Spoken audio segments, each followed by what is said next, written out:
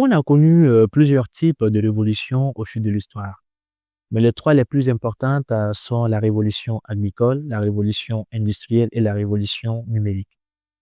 La révolution agricole est cette révolution qui a marqué le passage de la chasse et la cueille à l'agriculture et l'élevage.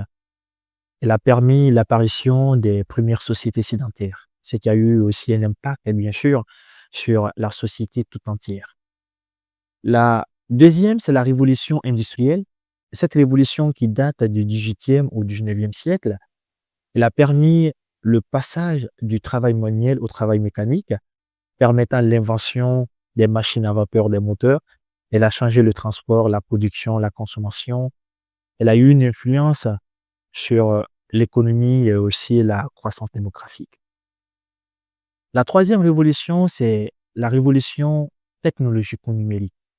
Cette révolution qui date du 20e jusqu'à nos jours, elle a permis le passage de l'ère analogique à l'ère numérique, permettant l'invention de l'Internet mobile, des ordinateurs, des téléphones portables. Elle a changé nos modes d'information, de communication. Elle a eu une influence sur notre culture et nos comportements. Ce qu'il faut retenir, c'est que l'Afrique n'a pas participé dans ces deux premières révolutions. Pourquoi? Parce que tout simplement, à cette époque, nos parents étaient acheminés dans les grandes plantations du coton, du café et du cacao. Alors, la question que je m'aimerais poser est celle-ci. Quelle est la position de l'Afrique face à cette troisième révolution, qui est la révolution numérique? Quel est l'engagement de nos États face à cette troisième révolution? Quelle est la motivation de la jeunesse africaine face à cette troisième révolution? Je pense que chacun de nous suivons de près en tout cas l'actualité, tout ce qui se passe à travers le monde, les conflits géopolitiques et géostratégiques, les concurrences technologiques et commerciales entre les États, la Chine et les États-Unis, la Russie et l'Ukraine. Alors, qu'on le veuille ou pas aujourd'hui, moi je me dis en tout cas, la Chine est le leader incontesté en ce qui concerne le numérique. Pourquoi? Parce que de 2014 à 2023, la Chine est devenue le leader incontesté en brevet d'intelligence artificielle générative. Plus de 38 000 brevets déposés entre 2014 et 2023, je m'excuse. Alors, ce qui fait bien sûr de la Chine le leader incontesté dans ce domaine-là. Et les États-Unis occupent la deuxième place, avec 6 000 brevets déposés. Alors, la question que je m'aurais posée, c'est que comment la Chine est en arrivée là? Parce que je me souviens très bien en tout cas, dans mes cours d'économie à l'école, au lycée, et même les petites recherches que j'ai pu mener à mon niveau, c'est que au moment que certains États africains accédaient à l'indépendance, ils étaient au même niveau de développement que la Chine. Alors, pourquoi la Chine aujourd'hui est devenue le leader dans le domaine du numérique? Elle a compris un secret. C'est que pour le développement d'une nation, pour le développement d'un État, il faut toujours investir dans l'éducation.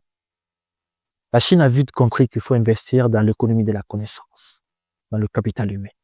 La meilleure approche dans nos États. Pourquoi? Parce que l'atout que nous avons une jeunesse qui est dynamique, qui est jeune. Parmi tous les continents, nous avons la population qui regorge plus de jeunes. Et ça, c'est un atout majeur. Et cette jeunesse est créative aujourd'hui, elle innove et elle trouve des solutions adaptées à sa réalité. Le plus important, c'est que il y a des domaines qui sont inexplorés encore en Afrique. Et cela est un atout pour la jeunesse africaine et aussi pour le continent. L'intelligence artificielle prend de l'ampleur parce que on se rend compte que un boulot qu'on pouvait faire dans 3 jours, grâce à l'IA, on peut le faire en 30 secondes. Ce qui est vraiment flippant. Il y a un danger qui est là, c'est que on doit être à jour par rapport à tous ces métiers du digital. Pourquoi je l'ai dit? Parce que certains métiers seront remplacés par l'intelligence artificielle tout simplement. Et mon ami me disait la fois passée que carrément, tu penses que l'intelligence artificielle ou bien le numérique va remplacer les humains? J'ai dit, bon, ça va pas remplacer les humains, mais les personnes qui seront en jour seront des personnes qui auront une longueur d'avance sur les autres. Et étudier maintenant ces matières qui sont plus adaptées à notre environnement, à nos problèmes sociétaux. Mais plutôt des domaines qui peuvent nous aider à nous propulser, à nous démarquer aussi, compétir aussi avec d'autres nations. Mais pour arriver à ce point, il faudrait que nos États s'engagent, s'investissent encore plus et que cette jeunesse prenne conscience de sa situation actuelle. On nous dit que l'Afrique, c'est l'avenir des continents. Nous sommes tout à fait confiants et conscients de cela que oui, c'est possible parce que et quand on voit aujourd'hui nos terres qui sont vraiment fertiles et tout ce que ces terres regorgent, nous sommes vraiment l'avenir des continents parce que les grandes décisions se prendront tôt ou tard en Afrique. Mais si ces décisions doivent se prendre sans la jeunesse africaine, c'est très difficile. Pour que nous soyons invités autour de la table, il faudrait qu'on se forme, on s'éduque. Il faudrait qu'on soit au courant des tendances et tout ce qui concerne l'intelligence artificielle, le marketing digital et tout ce qui concerne vraiment le numérique aujourd'hui, l'IT, l'IA, le data science. Et je pense que c'est très important. Ça peut nous permettre, d'une manière ou d'une autre, de prendre de l'avance sur les autres. À travers cette troisième révolution, on peut renverser la tendance, rattraper les deux autres révolutions, investir dans nos États. Nous avons une population qui est jeune et qui est créative, qui innove tous les jours et qui trouve des solutions adaptées à ces réalités. Et nous ne sommes plus maintenant dans cette approche et de victimisation, d'infantilisation, pas du tout. Une approche de responsabilisation qui fera réellement de nos États un État vraiment engagé vis-à-vis de sa jeunesse. Mais pour que cela arrive, il faudrait qu'on se forme, nous, qu'on prenne conscience. Et c'est le levier qui pourra vraiment nous permettre de changer aussi la donne et de compétir aussi avec d'autres États. C'est la meilleure solution pour nous. Et avec le numérique, on peut changer notre communauté. Avec le numérique, on peut apporter quelque chose de très significatif. Avec le numérique, on peut apporter aussi trouver des solutions adaptées à nos réalités. C'est Nelson Mandela qui l'a dit de la manière la plus éloquente que l'arme la plus puissante pour changer une nation, c'est l'éducation.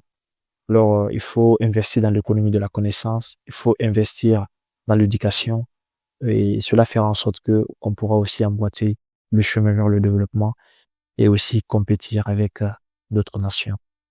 Alors, c'était votre frère, votre ami Karamoko Kamara. Et comme on le dit souvent, réveillez ce bâtisseur des nations que sommeille en vous.